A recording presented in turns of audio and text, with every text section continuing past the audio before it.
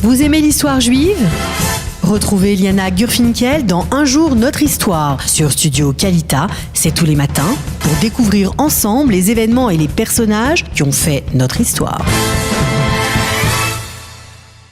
Liana, Boker Tov. Boker Tov, Daniel, vous allez bien? Moi, je vais très bien, Shavua Tov. Alors, ce matin, de quoi allons-nous parler? Eh bien, je vais vous dire une citation, on va voir si vous allez tilter. Allez. Avec l'amour maternel, la vie vous fait à l'aube une promesse qu'elle ne tient jamais. Je sais pas. Il y a promesse, il y a l'aube, il y a la promesse de l'aube. Albert... Non, Romain Gary. Romain Gary. Voilà, Romain Gary, c'est de Romain Gary. J'aurais dit Albert Cohen, mais enfin bon. Ah oui, puisque vous avez raison, puisque et Albert Cohen et Romain Gary ont écrit tous les deux des livres sur leur mère, des livres, j'ai envie de dire, on ouvre la première page et on commence à pleurer et on ferme la dernière page, on vient de pleurer sur tout le long. C'est donc de Romain Gary dont je voulais vous parler ce matin. Romain Gary qui était né au Roman Kassev, qui est né un 21 mai 1914 à Vilna, qui s'est suicidé le 2 décembre 1980 à Paris, qui avait la particularité, non pas d'être juif, enfin sa judaïté, il n'en parlait pas tellement que ça, mais il a eu la particularité d'abord de gagner à plusieurs reprises le prix Goncourt, ce qui est normalement impossible, on ne peut pas gagner à 2 reprises le prix Goncourt, mais il l'a en effet gagné sous son nom et sous son nom d'emprunt Émile Ajar, ça c'est la première chose. Et surtout, Romain Gary a énormément écrit, a écrit ce livre passionnant et émouvant sur sa mère.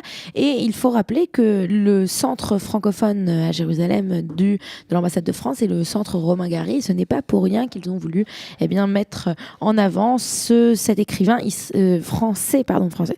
Alors, il est né donc à Vilna dans l'Empire russe. Et puis, si vous lisez en fait son livre La promesse de l'aube, vous suivez en fait les péripéties de sa maman, qui veut absolument qu'il réussisse, qui va tout donner, qui va tout faire afin qu'il aille loin.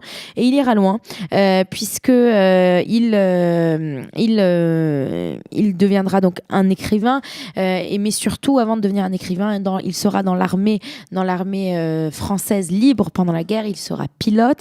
Et dans ce livre, justement, La promesse de l'aube, on a ce récit extrêmement émouvant où il raconte qu'il reçoit des petits billets d'encouragement de sa mère, où qu'il soit dans ses missions pendant la Seconde Guerre mondiale, jusqu'au jour où il apprend en fait à la fin de la guerre, après la libération, que sa mère est morte il y a bien longtemps et qu'elle a envoyé des petits messages elle avait préparé une pile de petits messages à son fils et elle a demandé à ce qu'on lui envoie au fur et à mesure de la guerre afin qu'il ne sache pas qu'elle est morte et afin qu'il ait toutes ses forces et qu'il ne soit pas triste ou déprimé que sa mère meure.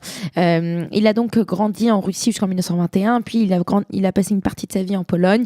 Il arrive en France en 1928, il va s'installer à Nice et c'est là qu'il va découvrir le français et apprécier encore plus le français.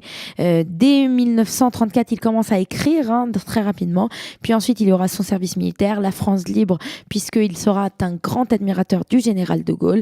Il finira, après la guerre, il deviendra diplomate, il sera diplomate de la fin de la guerre de 1946 jusqu'à 1961 et il va se faire connaître pour sa carrière, par sa carrière littéraire, par ses 2 livres les plus importants qui sont La promesse de l'aube et La vie devant soi, qui a été écrit donc par Émile Ajar et Les racines du ciel, et donc il va se faire véritablement connaître. Il va gagner à 2 reprises le Goncourt, une première fois en 1956 et une seconde fois sous le nom d'Émile Ajar en 1975 et enfin il va se suicider le 2 décembre 1980. Il va laisser une lettre mystérieuse dans laquelle il écrit que il a décidé de partir et il a décidé de partir et il ne voulait plus être de ce monde. Au niveau de son lien avec le judaïsme, il faisait partie de ce qu'on appelle les auteurs de la littérature engagée, où il a beaucoup dénoncé dans tous ses livres les extrémismes, les racismes, etc. Et dans beaucoup de ses romans, on ne va pas trouver des juifs, mais on reconnaît qu'il a été profondément affecté par l'Holocauste, donc par la Shoah, et qu'il va représenter au fur et à mesure de ses livres des personnages juifs qui sont, eux, dans une tradition de persécution exercée contre les juifs au cours des âges. Donc, ce qui va en fait lui faire se poser des questions aussi sur sa propre aux judéités, sur la condition juive en général. On a un symbolisme d'inspiration juive.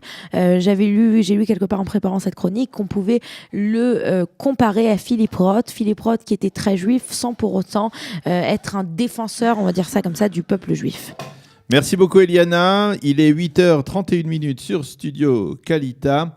Nous allons tout de suite passer à la revue de la presse et des médias israéliens. Vous aimez l'histoire juive ? Retrouvez Liana Gurfinkel dans Un jour notre histoire sur Studio Kalita. C'est tous les matins pour découvrir ensemble les événements et les personnages qui ont fait notre histoire.